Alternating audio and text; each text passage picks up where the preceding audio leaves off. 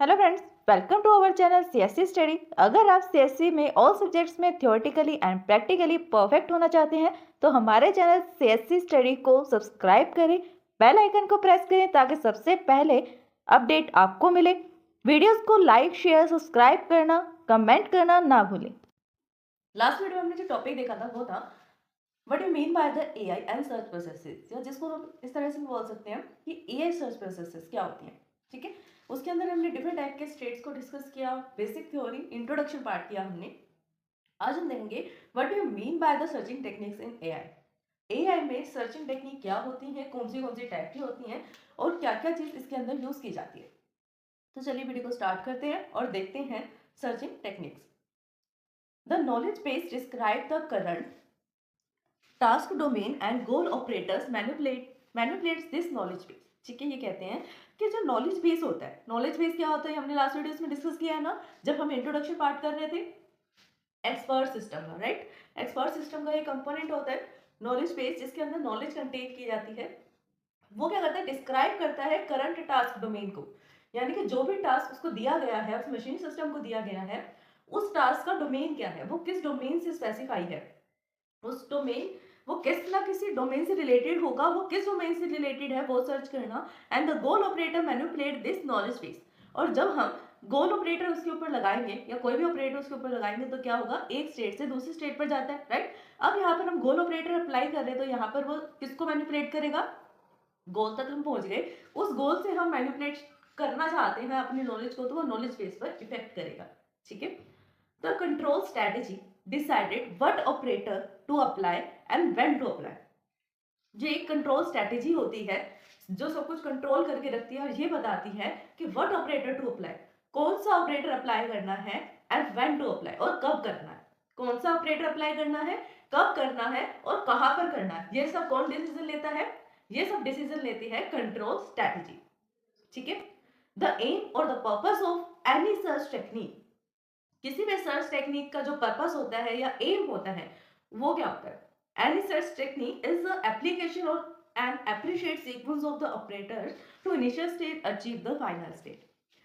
क्या होता है इसका मेन गोल, हम इनिशियल स्टेज पर हैं, इनिशियल स्टेज पर हम ऑपरेटर लगाते जा रहे हैं, नेक्स्ट स्टेज पर जा रहे हैं, फिर ऑपरेटर लगाया, फिर नेक्स्ट स्टेज पर, फिर से ऑपरेटर लगाया, फिर नेक्स्ट स्टेज पर पहुंच गए। एट द लास्ट जब तक कि हम फाइनल स्टेज पर, गोल स्टेज पर नहीं पहुंच जाते, गोल स्टेज अचीव नहीं कर लेते, तब तक हम उस स्टेट पर ऑपरेटर्स लगाते रहेंगे। और इन्हीं ऑपरेटर्स के सीक्वेंस को हम क्या बोलते हैं, बेस्ट पाथ बोलते हैं। ठीक है, यही ऑपरेटर्स हमने लगाए, इसी को सर्चिंग टेक्निक्स बोला जाता है।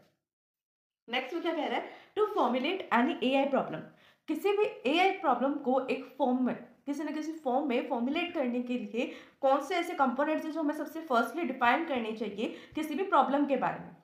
यानी कि किसी प्रॉब्लम को सॉल्व करना है तो उसे सॉल्व करने के लिए हमें कौन से ऐसे स्टेट्स हैं जिसको हमें फॉर्म में लिखना चाहिए।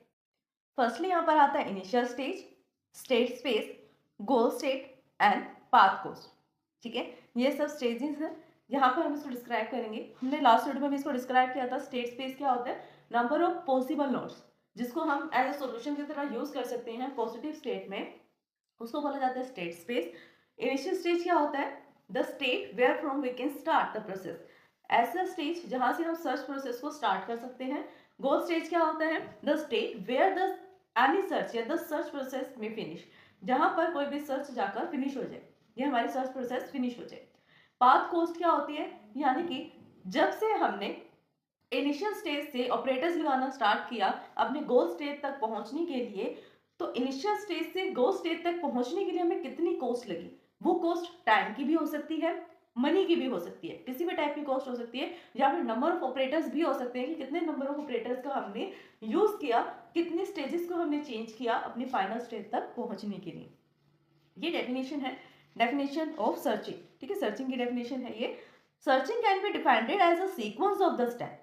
अगर हम सर्च को डिफाइन करना चाहिए तो कैसे डिफाइन कर सकते हैं कि सर्चिंग एक ऐसी डिफाइंड, जिसको डिफाइन किया जा सकता है, ऐसी सीक्वेंस ऑफ स्टेप है that transfer the initial stage to goal stage, जो इनिशियल स्टेज को गोल स्टेज में चेंज करता है, ट्रांसफॉर्म करता है, यानी वहां तक पहुंचने में हेल्प करता है, ट्रांसफॉर्म कर देता है। यानी कि अभी अगर हम इनिशियल स्टेज पर है तो कुछ ऑपरेटर्स लगाने के बाद, सर्चिंग करने के बाद हम फाइनल स्टेज पर पहुंच सकते हैं। तो searching can be defined as the sequence of step. Sequence में है 1 2 3 4, मतलब first step, second step, third step, fourth step, इस तरह से किया जाएगा। ये नहीं है पहले फर्स्ट स्टेप किया, फोर्थ स्टेप किया, 3 स्टेप किया, 2 करा, इस तरह से नहीं होता। ठीक है, सीक्वेंस ऑफ स्टेप होते हैं, इसलिए उसने साथ में डिफाइन किया है कि सर्चिंग को हम डिफाइन तो कर सकते हैं कैसे, as a sequence of step. ऐसे नंबर ऑफ सीक्वेंस स्टेप हैं जो ट्रांसफॉर्म करते हैं इनिशियल स्टेट को गोल स्टेट में। ये हमारे पास 2 टाइप्स ऑफ सर्चिंग टेक्निक्स है जो हम एआई में यूज करते हैं। फर्स्ट आती है ब्रूट फोर्स सर्च, जिसका दूसरा नाम ब्लाइंड सर्च भी है और अनइन्फॉर्म्ड सर्च भी है, तो कंफ्यूज होने की नीड नहीं है। अगर आपको लिखा आता है ब्लाइंड सर्च को एक्सप्लेन करो या अनइन्फॉर्म्ड सर्च को एक्सप्लेन करो, ब्रूट फोर्स सर्च को एक्सप्लेन करो, तो तीनों में आप एक ही आंसर लिखोगे। ठीक है, सेकेंड टाइप हमारा जो आता है वो आता है ह्यूरिस्टिक सर्च, जिसको हम इन्फॉर्म्ड सर्च भी बोलते हैं। ठीक है, इन्फॉर्म्ड सर्च। अब देखो जैसे इनके नाम से पता लग रहा है, informed search means, informed means ऐसी इसी चीज पर या ऐसी प्रॉब्लम पर सर्च करना जिसके बारे में हमें पहले थोड़ी बहुत नॉलेज हो, उसके डोमेन की नॉलेज हो। ठीक है, और अनइन्फॉर्म्ड मीन्स जिसके बारे में हमें नॉलेज नहीं है, फिर भी हम ब्लाइंडली सर्च करते जा रहे हैं, हमें नहीं पता कि वो किस डोमेन से रिलेटेड है या उस प्रॉब्लम को कैसे सोल्व करना है। ब्लाइंड सर्च इसलिए भी बोला जाता है इसको, या हमें नहीं पता होगा कि क्या डोमेन इसका स्पेसिफाई है, कैसे सोल्व करना है, इसलिए हम ब्लाइंडली सर्च करते रहते हैं, लेफ्ट साइड भी करते रहते हैं, राइट साइड भी करते रहते हैं, जहां पर आंसर मिल गया वहीं स्टॉप कर देते हैं। ठीक है, फिर फर्दर जो ब्लाइंड सर्च होती है, ये ब्रूट फोर्स सर्च भी आप बोल सकते हैं। यहाँ पर इसके भी 2 टाइप्स होते हैं। कौन से टाइप्स होते हैं वो, depth first search and breadth first search. ठीक है, ब्रेथ फर्स्ट सर्च में हम क्या करते हैं, ब्रेथ वाइज, ब्रेथ मीन्स ऐसे लेंथ में, इस तरह से हम सर्च करना स्टार्ट करते हैं उसकी ब्रेथ को, पहले फर्स्ट, सेकंड, थर्ड, फोर्थ, फिर 6, 7, 8, लाइक सबसे पहले रूट के बाद पेरेंट्स, फिर उसके चाइल्ड, फिर फर्दर चाइल्ड, इस तरह से हम करते हैं। और डेप्थ में क्या करते हैं, अगर एक बार हमने लेफ्ट वाला सब ट्री ले लिया कि सबसे पहले लेफ्ट करना है, तो लेफ्ट मोस्ट, जब तक लेफ्ट वाला ट्री खत्म नहीं हो जाता तब तक हम लेफ्ट में ही सर्च करते रहेंगे, डेप्थ में सर्च करते हैं उसमें।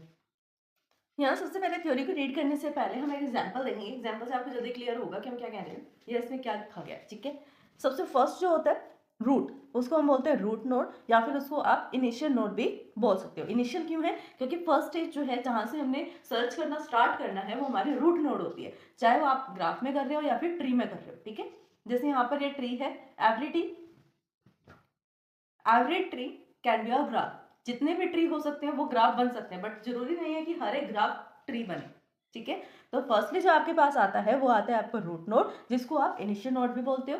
इनिशियल नोड के बाद अब ये हम डेप्थ फर्स्ट सर्च का देख रहे हैं। डेप्थ फर्स्ट सर्च में क्या होता है, हम डीप में सर्च करते हैं। तो हमने अगर लेफ्ट वाला पार्ट लिया है, अगर हमने लेफ्ट वाला ट्री लिया है, लेफ्ट वाला सब ट्री, तो हम सबसे पहले क्या करेंगे, लेफ्ट वाले पे जो फर्स्ट नोड आएगा, फर्स्ट नोड यहाँ पर ए आ रहा है, इसके ऊपर सर्च किया, फिर लेफ्ट में चलते रहेंगे, नेक्स्ट आ रहा है सी। अब सी पर आके लेफ्ट वाला ट्री जो है वो फिनिश हो रहा है, इसलिए क्या करेगा, वापस जाएगा, ई के पास जाएगा, फिर देखेगा कहीं इसके राइट साइड में तो कुछ नहीं है, राइट साइड में है डी, डी को इसने ट्रैवर्स किया, फिर वापस ए के पास किया, फिर जाएगा रूट के पास। अब इसने एक टाइप से ये जो लेफ्ट वाला सब ट्री था उसको ट्रैवर्स कर लिया है। अब ये किसके पास जाएगा, बी के पास, बी से किसके पास जाएगा, लेफ्ट साइड में ई के पास। अब सपोज करो कि ई ही हमारा गोल नोड था, उसको अपना गोल नोड मिल गया, अब वो यहीं पे स्टॉप कर देगा, ना कि एफ के पास जाएगा। एफ के पास क्यों जाएगा, जब उसको अपना नोड, अपना गोल मिल गया, अचीव हो गया उसका गोल, तो वो नेक्स्ट वाले नोड पे ट्रैवर्स करके टाइम वेस्ट तो करेगा नहीं, उसको सिर्फ जब तक सर्च करना है जब तक उसको अपना गोल नोड नहीं मिल जाता।